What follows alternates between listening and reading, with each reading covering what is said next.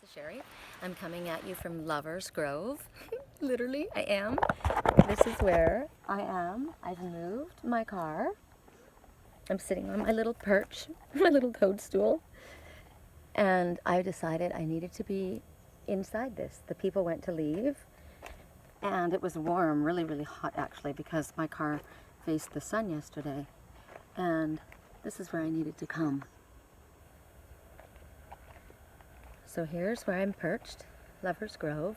I have an angel overlooking me. I got her at the garage sale when I stopped and found this place. And then I have my dragonfish, which is me and my twin.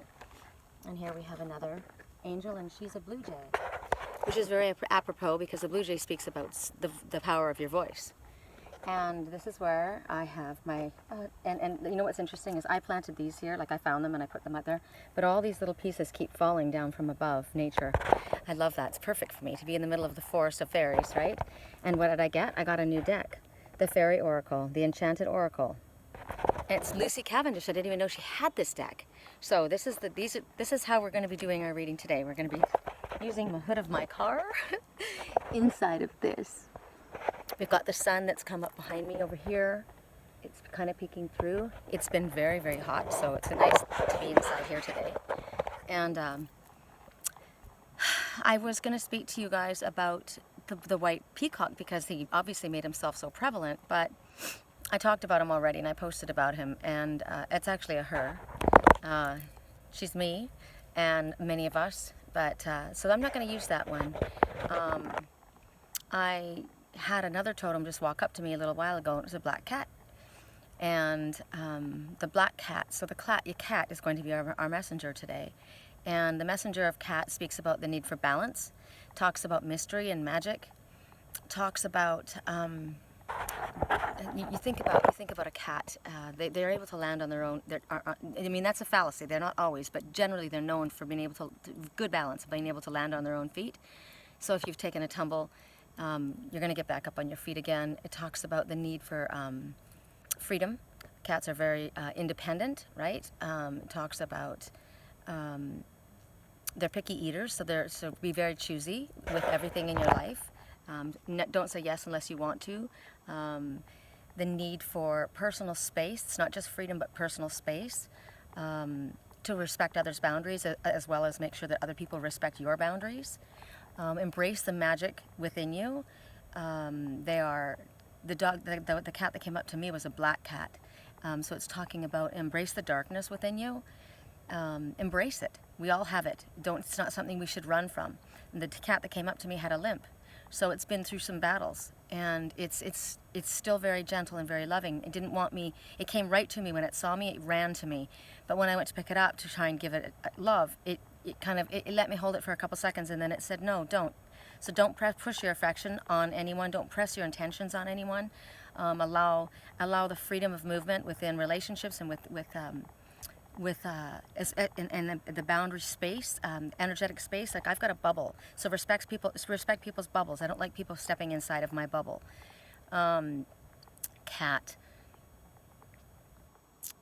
They know when to rest. I thought about cat naps because I thought, I'm getting kind of tired now. I've done a lot this morning, and it's just been kind of soul work, and sorting, and as I sorted through my car and organized things, I was sorting through in my head and all the messages that were coming. I met a really cool family.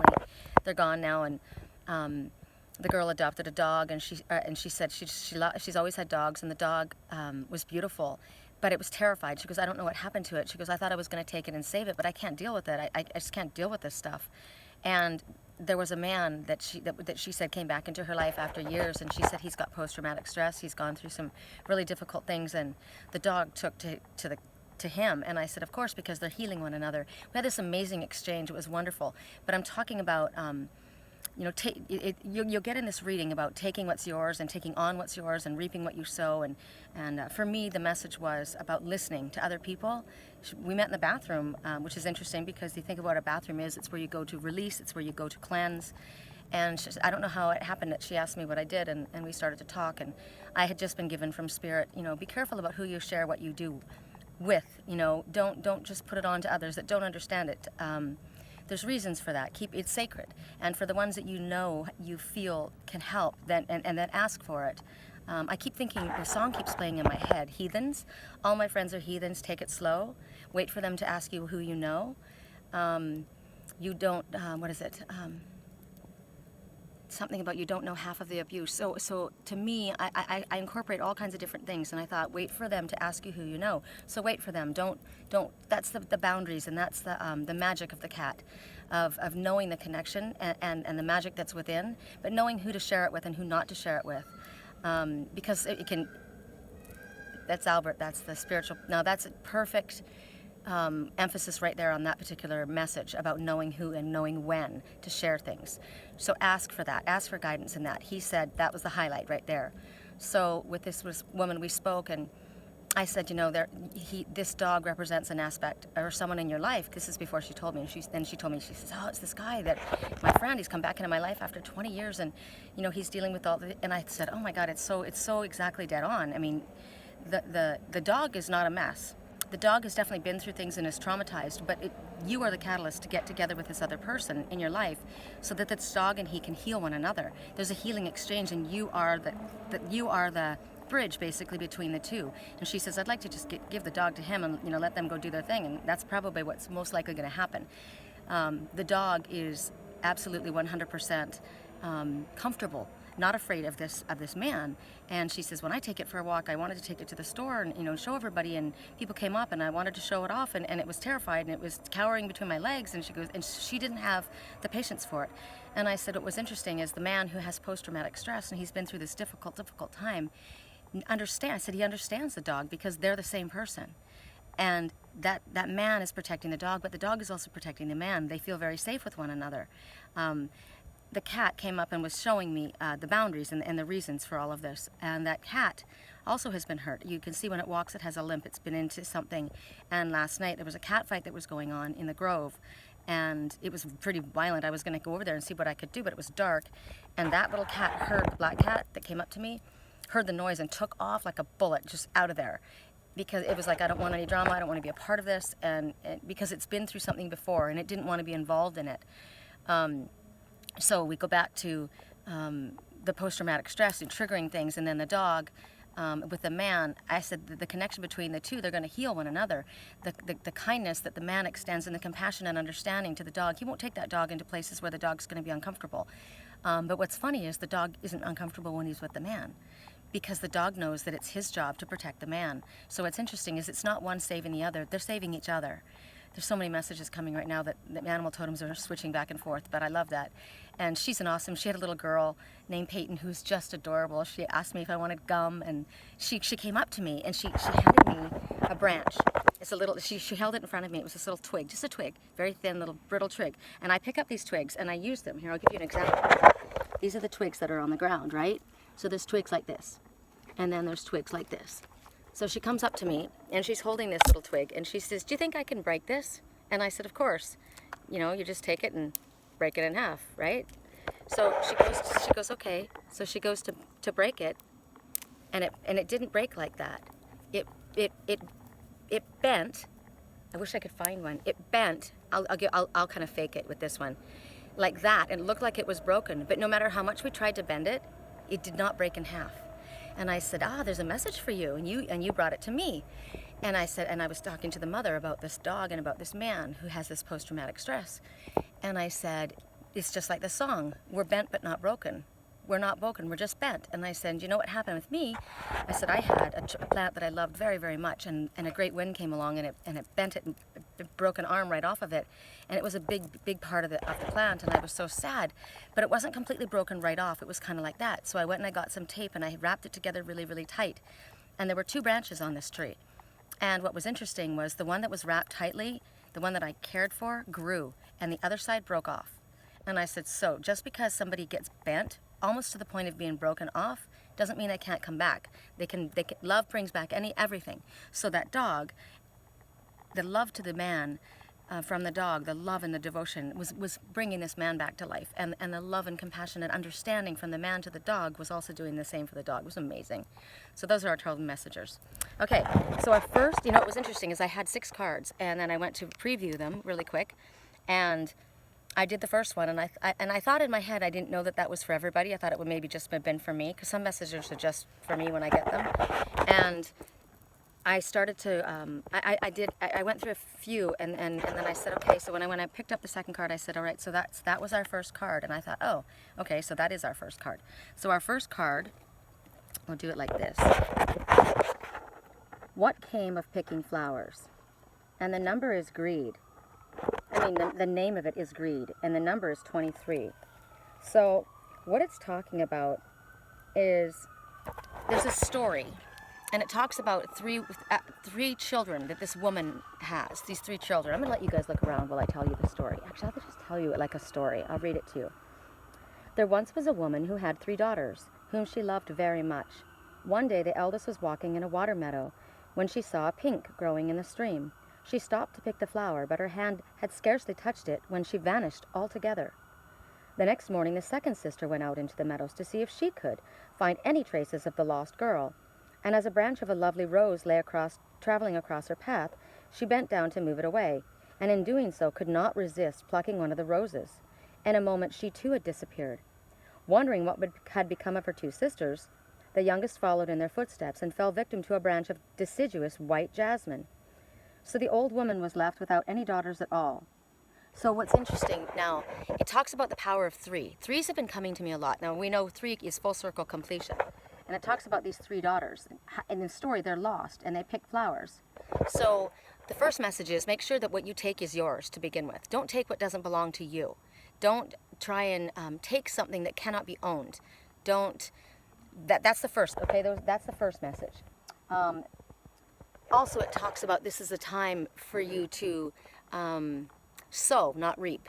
So it's not about you taking, it's about you giving. It's about you earning what you're going to take. Okay, that's another message. It also talks about consequences of actions.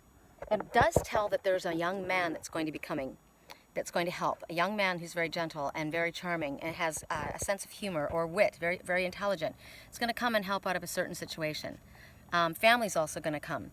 The key words that they're saying is that, and I'm not even going to try and figure out how this all kind of strings together, but it talks about relationships, and it talks about, I'm looking up, so why don't you look up, it's so cool. It talks about relationships. Any relationships that you're in right now, the ones that are not working, they're talking about them transforming and being freed. And no matter how entrapped you might feel in a destructive relationship, there is a solution. And what about the poor choices that you've made? You've made the choice to be in these relationships. So no matter what the choices that you've made, there's going to be a way out of a destructive relationship, and there's going to be healing in relationships that have not been working.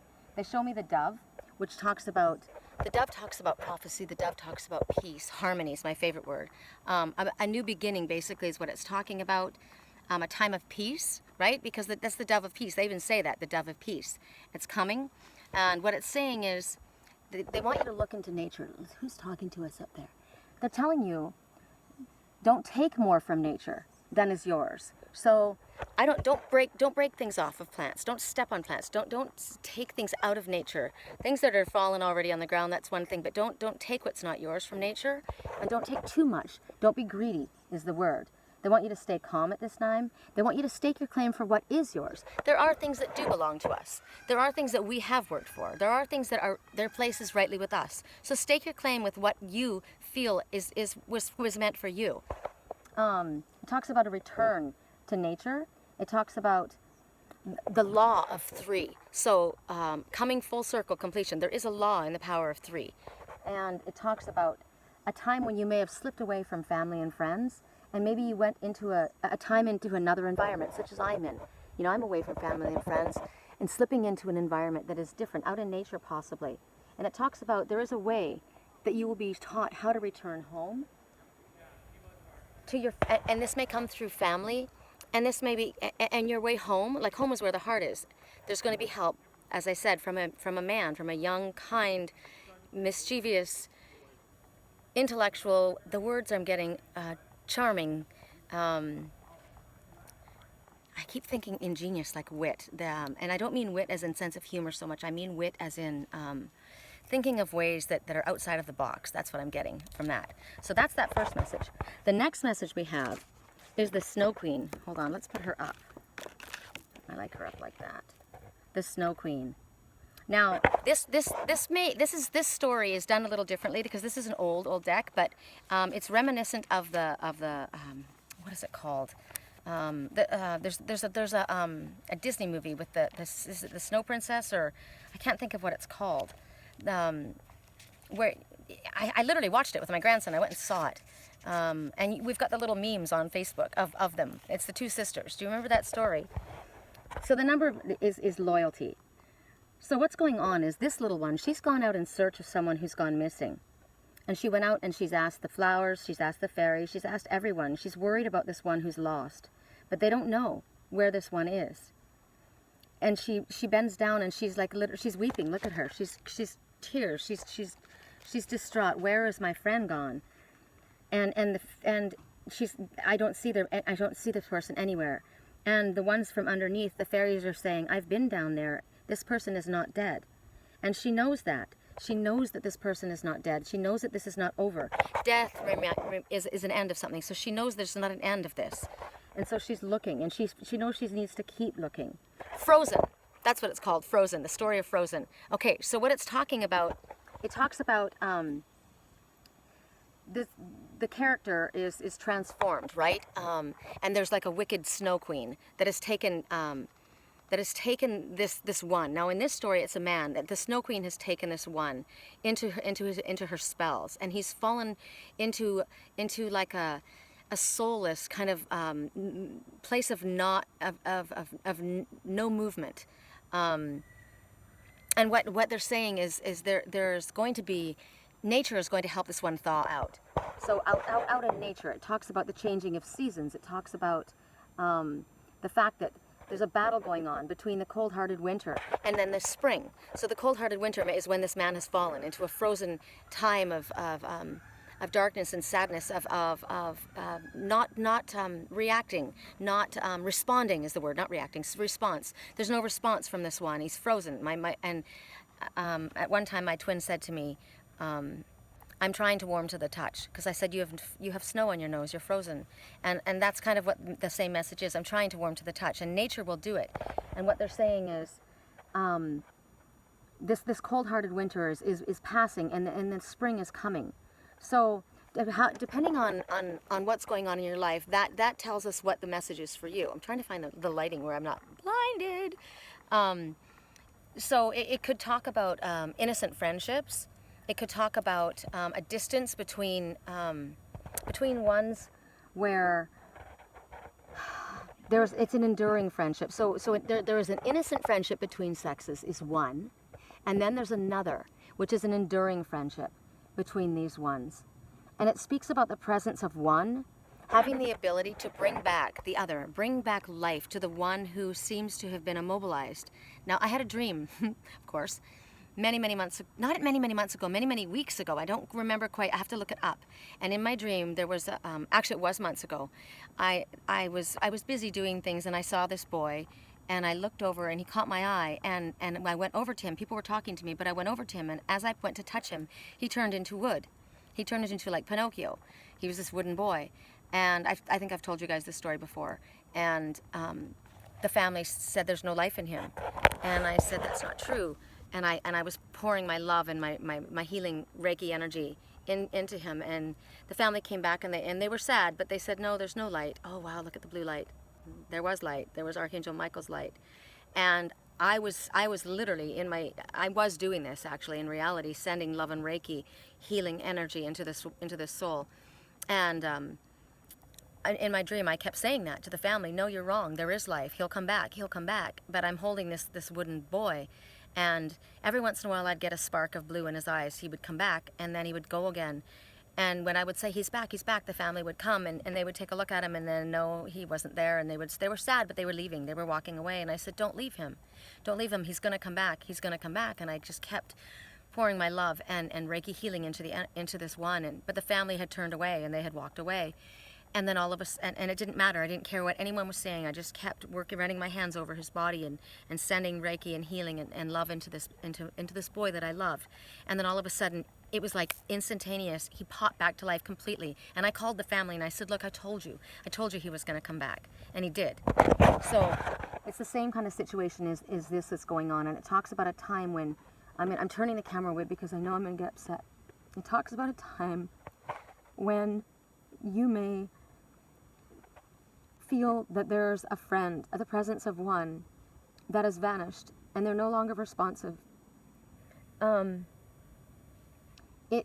This person reacts to the lack of light. My son has winter depression, and it's called there's a name for it. It's so stupid. I just had it in my head and it disappeared. Why can't I remember it right now? I guess it doesn't matter. It's called sad. It's called sad. So it's talking about ones who may have a seasonal sadness, where they have a difficult time and they need to have the sun.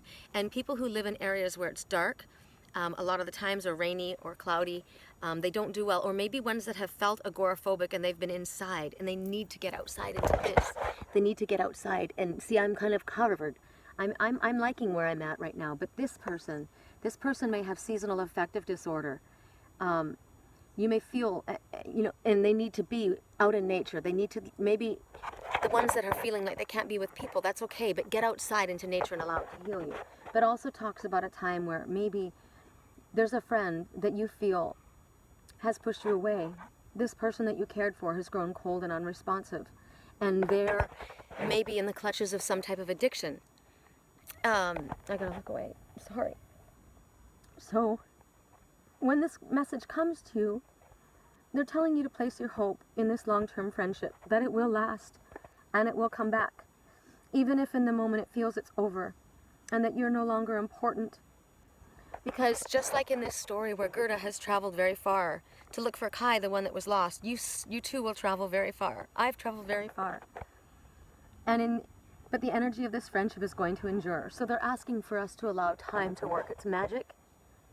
Magic in the forest is what I feel. They're saying have patience and be loyal and share your love and trust in time, that through the seasons this one will be returned to you, because they're showing you that this one will come back.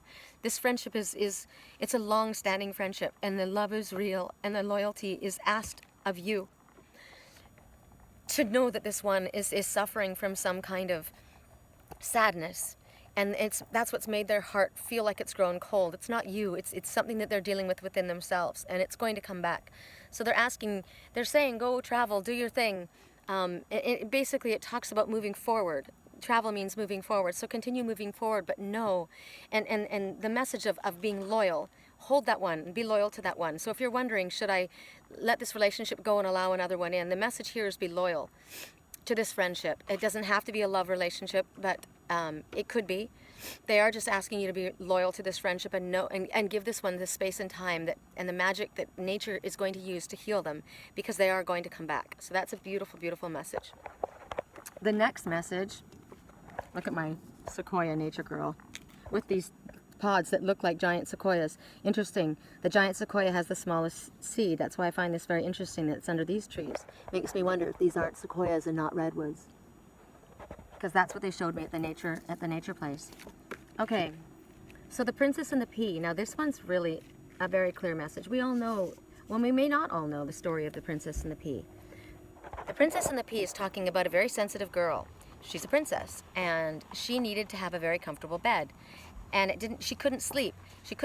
And I haven't been told this story since I was a little girl, but basically it's talking about you're very, very sensitive, and she's so sensitive that she could feel a pea under her mattress no matter how many mattresses were piled high. So what it's talking about is you are a sensitive being, like this little one that's holding on to her teddy bear. You are very sensitive, and you're hiding an aspect of yourself. They're talking about there's something in you that you don't want others to know about. And they're saying that it's difficult, it's challenging for you in environments that are strange and new. Some people may feel that you're difficult, like this princess. She needs to be in a very special place. She needs to be taken care of. Funny, my cats are very, very special. My fish is very, very special. I tend to, I understand that, and there's whatever effort you put in, you will definitely be rewarded. But some people may feel that you're very difficult. Some will understand, and some will realize what they can't see from the human eye and what you can see from that is not just seen by the regular human eye. It doesn't mean, the fact that you're calling yourself a princess, or that we're calling this one a princess, doesn't mean that you're acting entitled. It doesn't mean that you're being, oh, she's a little pretty princess. That's not what we're talking about. We're talking about sensitivity to spiritual gifts and sensitivity, empathic abilities. That's what this one is. And she's actually in the reverse of being entitled. She's not acting like that. She's not trying to get special attention. She's actually trying to hide her gifts because people find her difficult. People find her or him a challenge. So they're trying to hide. They don't want people to know what these gifts are or what the sensitivities are. Now, what's interesting is a lot of times we don't call it a gift. We call it a problem, but it is a gift. The sensitivity of an empath is absolutely a gift that others may not understand. So what it talks about, you have the ability to feel and sense what's around you.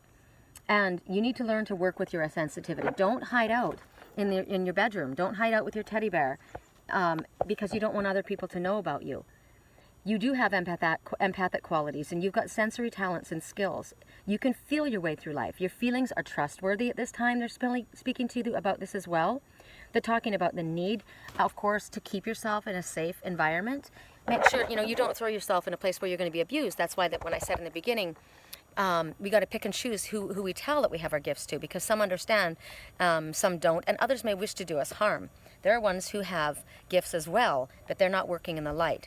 So we have to be careful who we share our gifts with. So yes, do make sure that you find yourself in a space of safety, a comfortable, safe place where you are with people that are like you. It talks about creating an oasis. An oasis is somewhere that's peaceful for you, right?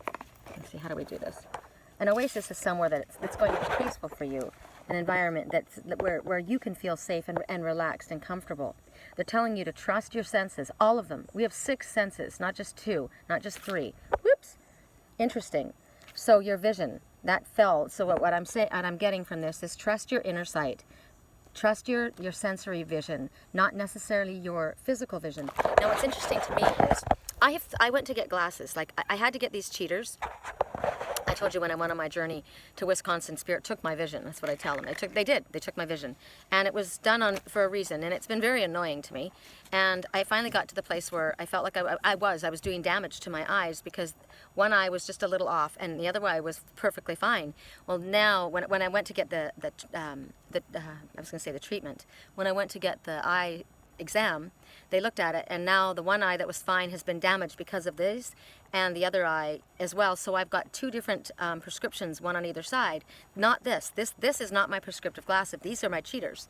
Because what I've found is I got those glasses. I got ones that are bifocal for reading and then for distance, and then I got ones that are sunglasses that have the bifocal for distance. Now, what's interesting is those 2, even though they have the same prescription, because of the darker lens, they're different. And I've been saying that I want my eyes back, I want my vision back, and I want my skin back. Well, in this humid climate here, my face has been getting very moisturized. These are the 2 things that are happening. And I've been saying over and over again, I enjoy having smooth, firm, supple skin, as well as having crystal clear vision without glasses. And I've been saying that. I enjoy having crystal clear vision. I enjoy having smooth, firm, supple skin. And I've been saying it over and over again. And what I've noticed was my eyes are changing. I have 3 sets of glasses, and all of them for different things. So when I want to look at something from a distance from here to there, these cheaters work. When I want to look at something fine print, the other ones work, but they don't work anymore at a distance like they did. Basically what I'm saying is sometimes you just need a new pair of glasses. Sometimes you need to look at things through different eyes. Sometimes these eyes aren't how you're going to see it, but it's going to be seen through the 3rd eye. And sometimes you just need a different way of looking at things, like from a different perspective. So they're asking for you to trust all of your senses at this time. They're talking about the love of self, loving yourself as you are, and they're saying that you are loved by others for who you truly are. You will be loved for yourself. So allow your senses, your sensitive nature to come out, and allow yourself to draw and be drawn to those ones that will come to you, because that's what happens with the law of attraction. We draw and we are drawn to ones like us. And it also says that at this particular time, especially for me where I'm at out here, that we're highly sensitive at this time. So be sure to be loving and kind to yourself and keep yourself in a peaceful, going slow. Remember, I said I wasn't sure where I was going. I've been really taking it slow, and it's because I'm actually very, very empathic. And I was getting to the place where I've been empathic for a very long time, and it was getting very overwhelming, and I needed to get to a place where it was underwhelming. I really did. I needed to get to a place where I could just do nothing, and I didn't have to watch the clock, and I could just kind of chill out, because I've been sharing a lot of my energy, and I've been taking on a lot of energy. So to go to a place like this is very healing. So this is a peaceful setting. So whether that be your backyard, they don't want you to hole up in your bedroom. They want you to get out. They want you to go get out. And if that means that you can get that peace, if you are with others that are like you, that's good. If you have to go to nature or your backyard to get that peace, whatever it is, don't stay holed up in your bedroom. That's what they're saying, or your living room. Get out of the house. They want you to get outside and allow nature to heal you. Okay, so then this one, Sleeping Beauty. Awakening. That's beautiful. She's holding on to a tiger lily, which is my cat's name, Tiger Lily. And awakening. Okay, so what we're talking about is that's what's been happening. There's so many of us at this time that are reawakening, and we're not all complete. We come to a we're constantly evolving. We're constantly learning. We're constantly getting more. So what's happening with the Sleeping Beauty here? It talks about, you think about Sleeping Beauty, the real story of Sleeping Beauty, how there was basically this beautiful family that had this little princess that was born, and the parents invited everyone in, all the magical beings into the kingdom to meet the baby, and they were all they brought presents, and everyone was so happy and waiting for this one to be born.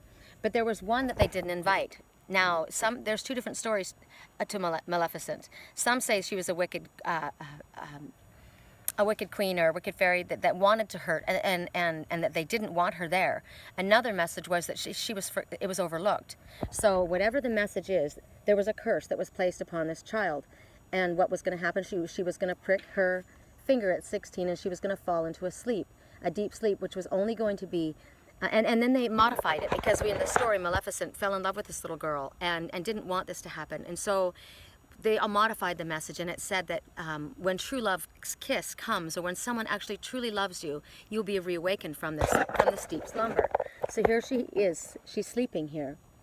And when this message comes, it's talking to you, and it's telling you that someone has tried to protect you from a harsh truth by keeping information away from you that is actually yours to have. They didn't want you to be hurt by something. They've lied. They've lied by omission, or they've misled, because they've been trying to keep something from you, and it's true, but it's a big deal.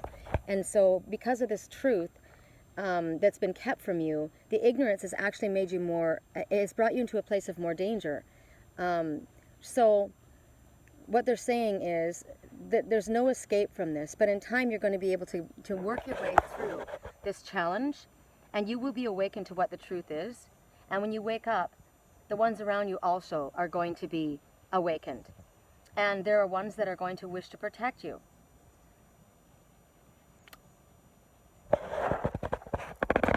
The sadness was that when they were trying to protect you, it's made you more vulnerable. There was something that you needed to know that had been kept from you. And it has made you vulnerable. If they had told you the truth, you would have been able to equip yourself. You would have been able to work with it. You would have been able to figure out what to do. But it wasn't like it was done from malice. In some cases it has, but it feels more like they were trying to protect you, or didn't think you could handle it. So they wanted to keep the truth from you. So at this time, what they're giving us is that this curse is going to be broken. And there's going to be an awakening. And what they're saying is, this is why I want to keep looking up. The forest protects you. There's something about the forest protects you. They're talking about they're talking, I don't know why I'm feeling this. They're talking about the sins of parents. So this is a family situation. They talk about inherited guilt. They talk about generational patterns. I think about, in my family, sexual abuse is a generational pattern. Alcoholism is a it's generated from alcoholism, no doubt. But sexual abuse, alcoholism, and they go back in my family all the way back, and it didn't. Someone tried when I was young, and I feel like I stopped it. I don't recall. I don't think that anything happened. I ran from the memory that I have. I got away before it went too far, but it could be buried deep. I don't know. But my grandmother it was the females that were sexually molested, and it was 3 generations of mine that they were molested, and the men were the alcoholics all the way back. And so it felt like it was an alcoholic man who molested a child. Now in my situation, with my own family, my own immediate family, it wasn't an alcoholic who did it. It was a religious person who did it, and he wasn't drunk. He was very sober when he did it, and he did it to a little girl. And so it's a generational thing. It happens in families, and so there may be alcoholism that's been running through families. There may be sexual abuse that has been running through families. There's a secret that came from a sexual situation that you were being protected from. The truth is going to come out, and it's going to heal. There's going to be a healing. And it talks about ones who they talk about willful ignorance of consequences, willful ignorance. So ones who have done something and they know that this has been done.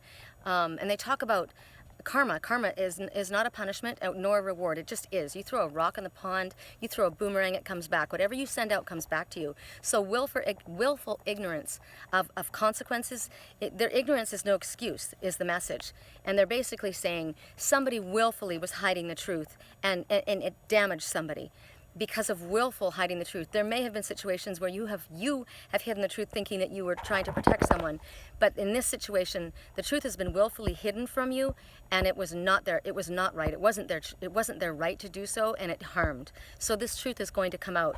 And even though it's been very challenging, and even though it may continue to be very painful, there's going to be a healing because of this truth coming forward. So that's a pretty heavy message right then. But to the trees, they keep bringing us back to the trees. And it goes on. The last message is, hold on. The last message is, why does this keep doing this? Maybe I'll go here. There we go.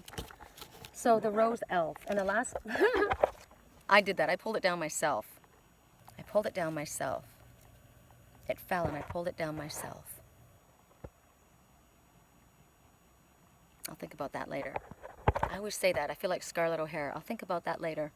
I won't think about that right now. I'll think about it tomorrow in Tara. Okay, so the Rose Elf, and it talks about revelations. And when this message comes forward, it basically is saying that you need to know you don't need to know the entire tale to understand that, because we were told that something's going to come to light, and I was asking earlier, just tell me what was it and they're saying you don't need to know the entire truth of what happened in order for this bad deed to come to light. There was a bad deed that was done, and it's going to come to light. This little one, she sits on the top of skulls, so to me it's like there's skeletons in this closet, and she's scared. But this sadness and the burden that this one has been carrying for so long is going to fall away. There is a story that you will see how strange and harsh things sometimes come to light in very strange and weird ways, is what they're giving us. So they're going to give me a story. So I'm going to tell you a story. I'm going to do it like this. So let's look up to the trees again. I like doing it like that. So it talks about a young woman. This could be a woman or a man. We'll use a woman right now.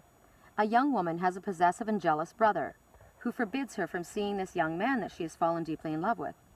When she refuses to obey her brother murders her lover, buries him in the woods. But the rose elf of the tale's title has hidden within the brother's pockets and has observed all that has happened. So this little elf is hidden inside. That's why this is the death. She's hidden and she's seen everything. So somebody is there that knows something that's gone on. He tells the sister of the tale of the true fate of her lover and tells where the body is buried. She goes to the forest and finds his head and brings it home and places it in a large pot. She covers it with good earth and plants and jasmine seedling above him and tends to this plant with all of the love she has left in her broken heart. She waters it with her tears, and she speaks to the plant day and night, so much so that her brother feels she's lost her mind. Now, I'm going to speak about myself. We talked about a friend that has seemed to have gone, has seemed to have disappeared. It's gone away. And I have a friend in my life that I love that has gone, has disappeared, and yet I've been told that this person will come back. And I trust this, and I cry, and I pour my love. That's the good earth. The good earth is my words. It's my teachings. It's also being grounded in the trust in nature and in forest. And as she cries her tears, I cry my tears, and I pour my love, everything, into this pot. Okay, now listen to the story as it goes on, because I can relate to this very much. This is what I've done as well. I speak to him, just like she speaks to this plants day and night. I sing to him. So much so that her brother, or the ones in my life, think I'm crazy. Think I've lost my mind. Let this go. This person's never coming back. Just like in my dream, how the family said he's not coming back. There's nothing there. He's just a shell. He doesn't have anything in him. There will be no response. And I said, you're wrong. You're wrong. I love him and I'm loyal to him. And Spirit has told me. And see, when I said you're wrong, the crow cried 3 times. The crow. I'm going to go back and listen to that. I swear it was 3 times. It doesn't even matter. The crow said, walk your walk, talk your talk. The crow speaks about coming from the void. The crow speaks about magic. And so just as I said to this family that told me there will be no response, he's unresponsive, he can't come back. Yes, he can. And she cried and she cried and she cried her tears and her love into this pot. And the jasmine flowered, and it was strong and beautiful and healthy. Well, now her brother, this is her jealous, possessive brother, goes to move the pot. And thousands of these tiny fairies fly out from the pot, and they take this evil brother's life. When his body is found, the lover's head is discovered within the pot. So everyone comes to know of what this evil deed that this one did. So what it's telling you is that there is something that has happened, the secret that something was done, and it's been kept a secret. It's going to come to light. And they're talking about really strange ways. She didn't go tell. It wasn't for me. Someone says, can't you just go tell the family? Can't you just go do this or go do that? And I said, no, it's his path. He needs to walk it. It's theirs. He needs to find out on his own who these people are and what they've done. And so it's the same situation. They're talking about natural justice, where love is transmuted, where grief has been very, very strong, and ultimately the truth will come to light in the strangest and weirdest of ways. It will come to light. I trust that it will come to light. That's why we've been getting the justice card. So in your life, whatever has gone on, if something you felt there's been an unjust action that has taken place, and the players in the game aren't being found out, it always comes to light. Karma will always bring it to light, and it will come in the strangest ways. Doesn't mean that we particularly have to do anything about it. Spirit will handle it for us. So that's what they're telling us. They're telling us that you think about it. You think about this weird revelation, and you talk about the burden of being free of this burden that you've been carrying. And it talks about any bullying or any, people make fun of you, right? People make fun of me for my beliefs, and my family and friends, and they love me, but they make fun of me at the same time. Some people just think you're crazy. It's never going to happen. Let this go. So it's a form of being bullied. Now there may be just that happening. You may just be someone that's been bullied. So they're saying that this is going to stop. This bullying is going to stop. This making fun of is going to stop. This burden that you've been carrying is going to stop. It's going to soon end. And eventually the truth is unearthed. So they want you to trust in your higher self. They want you to trust in nature and in the animal messengers that come. The bees and the fairies came out like bees, and they stung this brother. So the fairies came out. So it's talking about a natural way that the truth is going to come out, and the ones that have done something that needs to be accounted for, a meeting of a justice, will come about in a natural way. So they talk about telling the truth. At this time, in this tale, it talks about telling the truth about a murder or about an injustice or any family abuse or the misuse of power, bringing hope back to ones who have lost it. So now, if you are aware of something and you know that something has happened in your family, we talked about there's a generational thing that has happened, right? If you are aware, you're aware of an injustice, of a family abuse, of a murder, it could be anything, whatever it is. A murder of something could be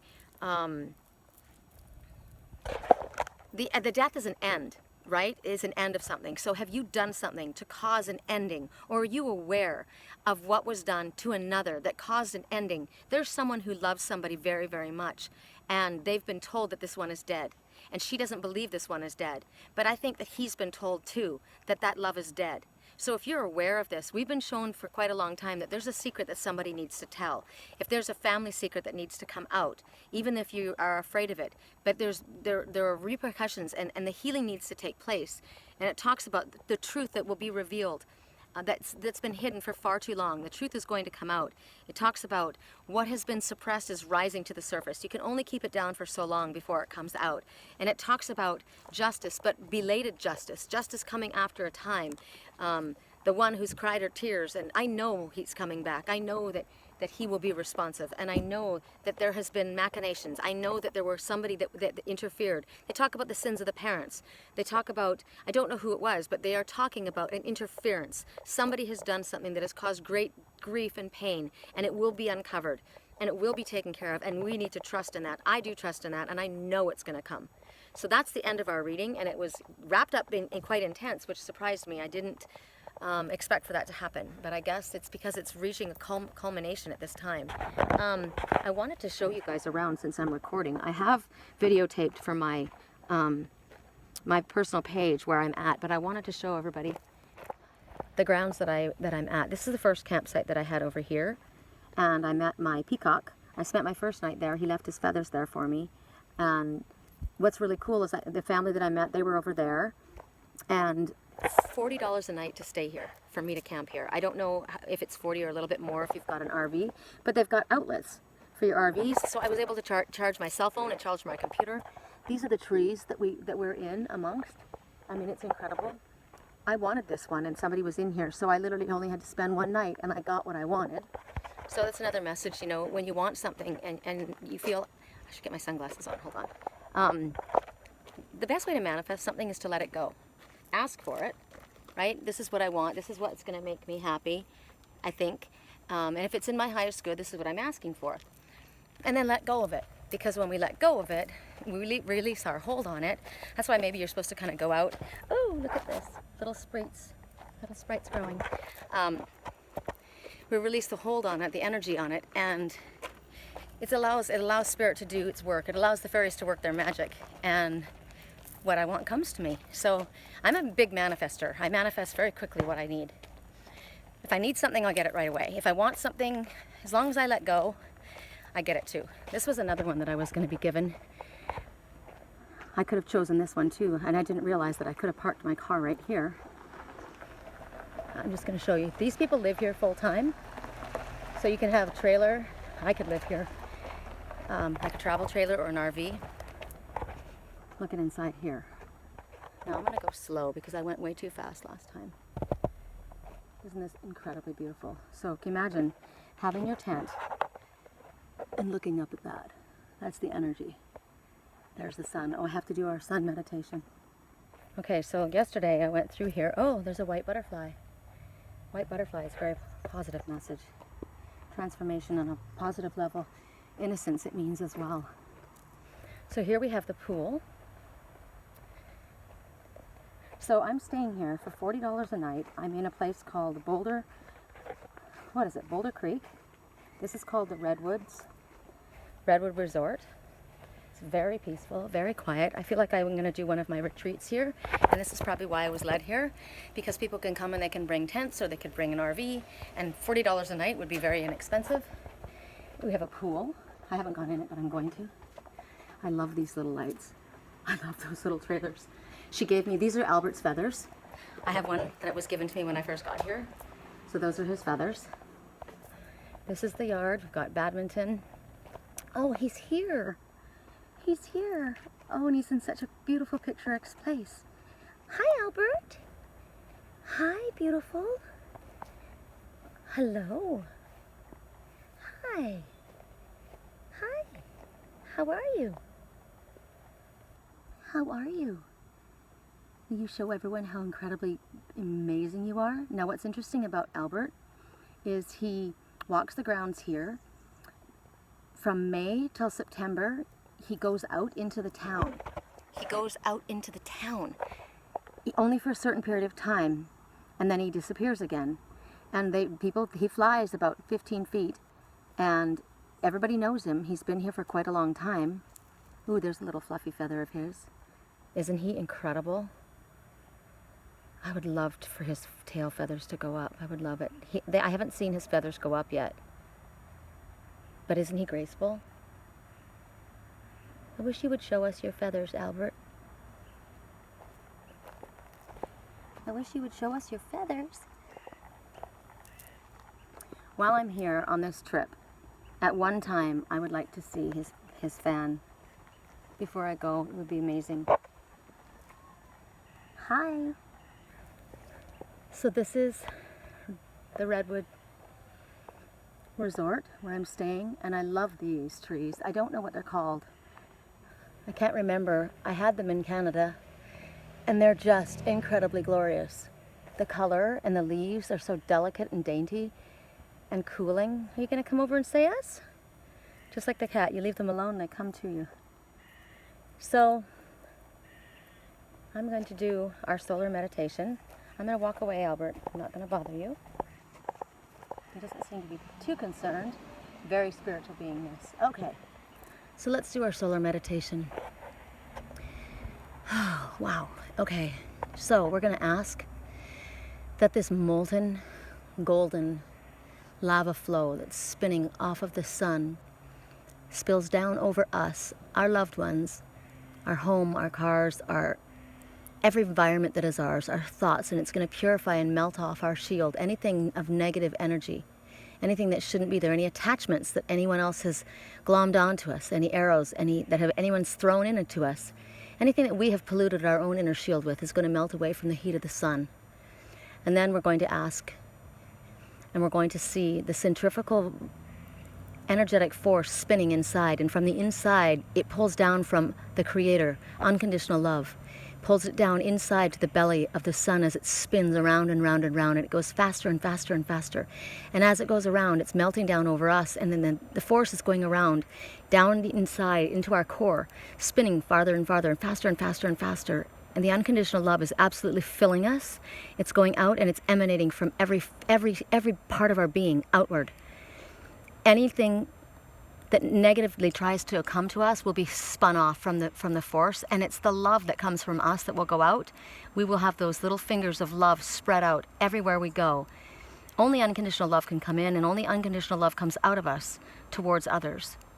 This is the shield that we ask, the golden shield, for it to envelop all of us, our family, our loved ones, our pets, our homes, our workspace, our vehicles. We thank the sun for its incredible healing power. It's very, very powerful. If you could take 10 minutes and do a solar meditation, looking up into the sun, and allow yourself, just looking at this, feel that energy as it fills and it goes through your entire body. I see right now in the center of the sun, it's interesting, the sun is very small, and I see black, and then it turns to silver, and then gray, and then black. It's almost like it's hematite. Okay, hematite is the stone. That's the crystal that we need right now. It's shining back and forth. It's because I'm thinking lead, the color of a lead pencil. So that's hematite. And around the edge of that is red. Hematite. So hematite is a crystal that's used for negative energy. I have it with me. I don't know if I can take you guys all the way back while I'm still speaking. Bye, Albert. Thank you for showing up. Great to see your feathers sometime. I have a hematite, so I'm going to show it to you. But it's a metallic-looking stone, and it's the one that I have is shine.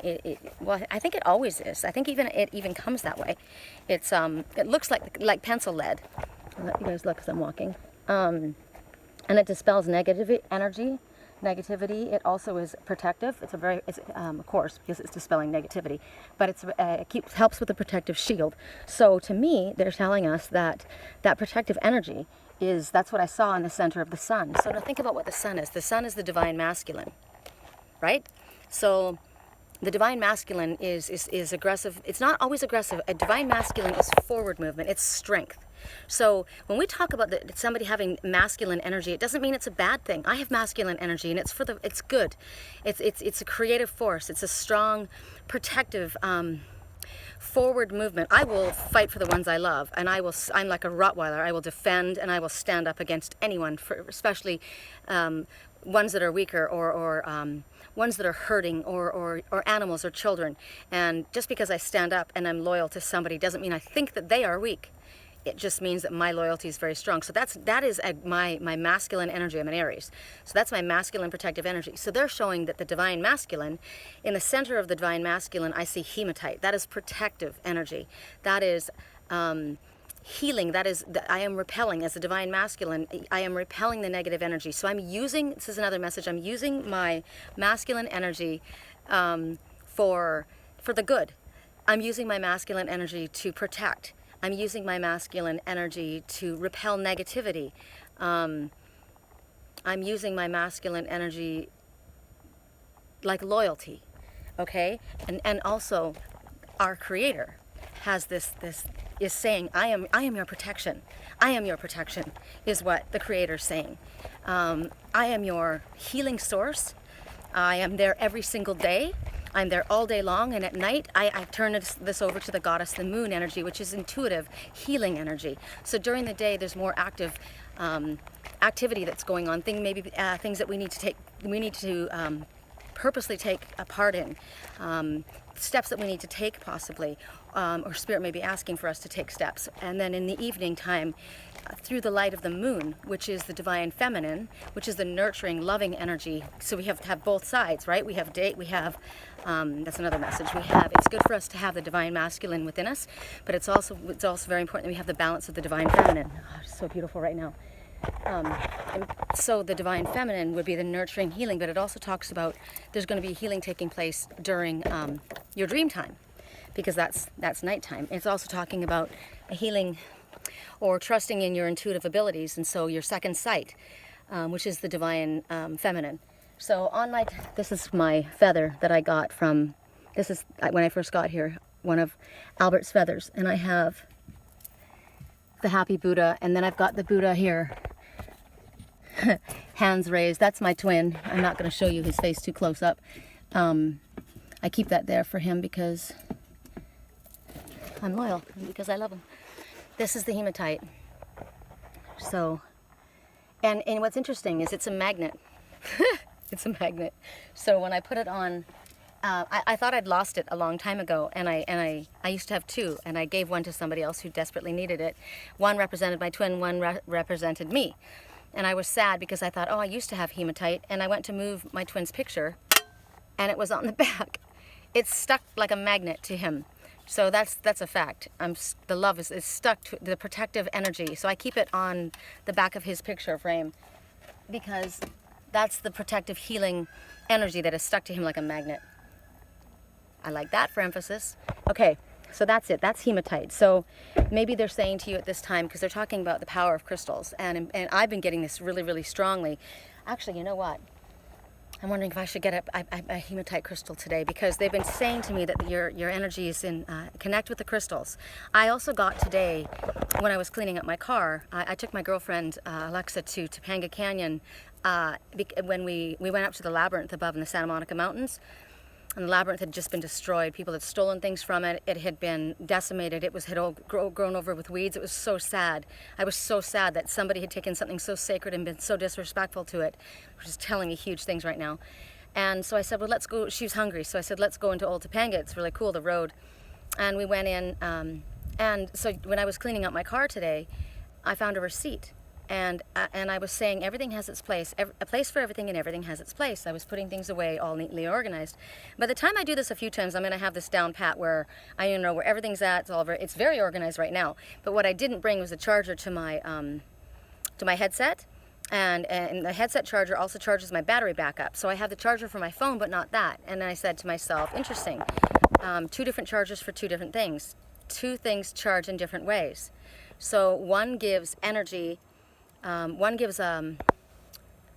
makes it go, one turns it on, and one gives it power. gives it energy.